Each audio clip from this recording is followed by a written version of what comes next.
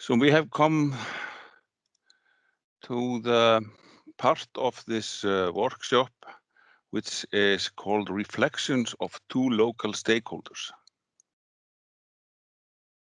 And we have reflections from Arnheiður Jóhannsdóttir and Bjarnheiður Hallsdóttir. And first would be, according to the program, Arnheiður Jóhannsdóttir, Director of Visit North Iceland. So, floor is yours, Arnheiður. Thank you. Thank you, Greta, and thank you all for the presentations here today. I hope you can hear me and see me. Yes. Well, there are lots of issues that have been touched upon here today, and maybe if I start by presenting a little bit from where I come, because that affects on how I discuss matters, especially the national park. I'm the director of Visit North Iceland. That is a marketing office and a destination management office of North Iceland. We have an area of about 1/3 of Iceland, in the northern part of Iceland, and I work for about 250 tourism companies for 20 municipalities, and also have contracts with the government and the Tourist Board of Iceland. So that being said, the national park is a political issue, as you probably already noticed, and I do not have an opinion of whether we should have a national park or not, but I have an opinion of how a national park can benefit tourism if we set up one. So I'm thinking about the value creation of tourism. In the national park, I think if we look at the cultural heritage and landscape that you've discussed here today, we have issues that have been mentioned here in Iceland, that these locations are often not visible for tourism. They are well hidden, some of them, and many reasons for this. Maybe some of them are related to funding.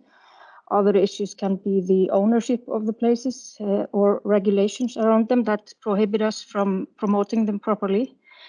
Also, as you already noticed probably also here today, that Iceland is focusing a lot on the nature in promoting tourism, and that is because this is the attraction, the main attraction that we have. And this is the reason why tourists come to Iceland. However, they visit the cultural heritage sites as well, and they enjoy them very much. We have seen that in all surveys that we've done, that they enjoy the service and they enjoy the experience there, but somehow they often accidentally come into these places. They're not coming to Iceland to visit these places. So we have a lot of work to do there. And I think the setup of a national park maybe would help us in some places, because then we would have more clear ownership, we would have more clear regulation, and hopefully some funding, at least in a perfect world. I would also like to reflect on another issue that is really strongly in my heart. That is the transportation to Iceland. Ruslan Slevsko said in the beginning, is there a place for more public transportation outside the capital?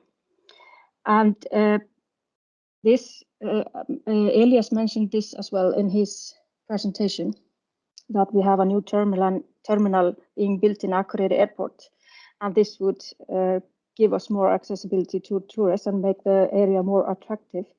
And this, I think, is a key in the sustainable vision of Iceland. This is a key because, as you saw, Ole mentioned the overcrowding issues in Iceland. In my opinion, there are no overcrowding issues. It's easy to get a photo of a flock of people if you follow a bus, but we don't have too many tourists yet. We just are not having them evenly distributed around Iceland. And we have great opportunities in promoting more products in Iceland. And these products can be the nature, it can be the cultural heritage, it can be just the culture of our people. And by opening up to more public transportations, we have opportunities to use all of Iceland more fully and create more value. And therefore, in the discussion of whether we should decrease the number of tourists in Iceland, no, definitely not. But can we create more value out of them? Yes, that's a huge opportunity that we have there.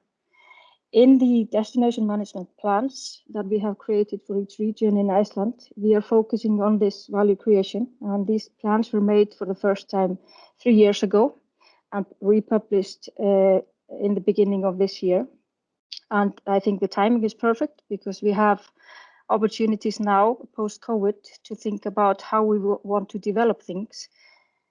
Post-COVID, we will not come back as a completely transformed tourism that has covered all the issues that we had before COVID, because we don't have the people, the manpower, and the money right now to do all these development projects.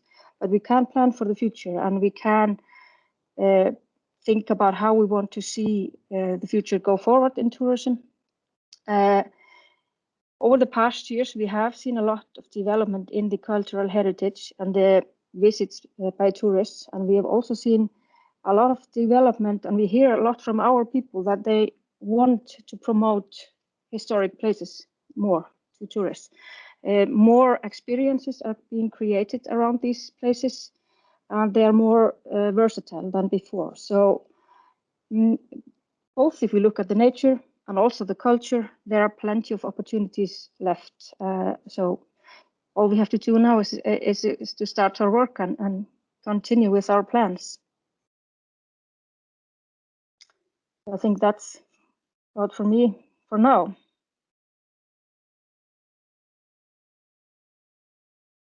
Greta, you're on mute. We can't hear you. I was muted, not by myself, sorry. Bjarnheiður Hallsdóttir, Chairman of Board at the Icelandic Travel Industry Association. And Bjarnheiður seems to be muted. You have the possibility to unmute yourself.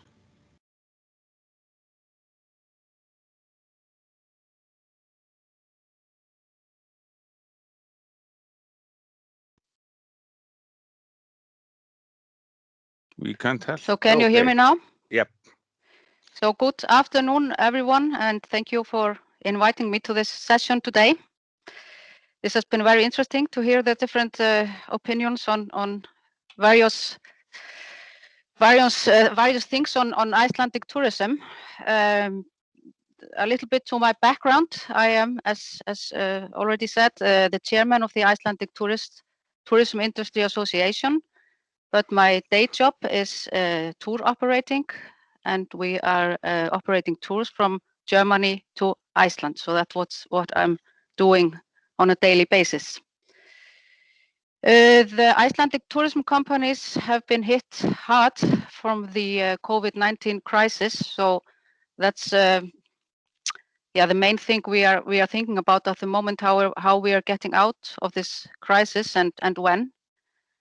And there has been a lot of discussion about the crisis providing the opportunity to rethink tourism for the future.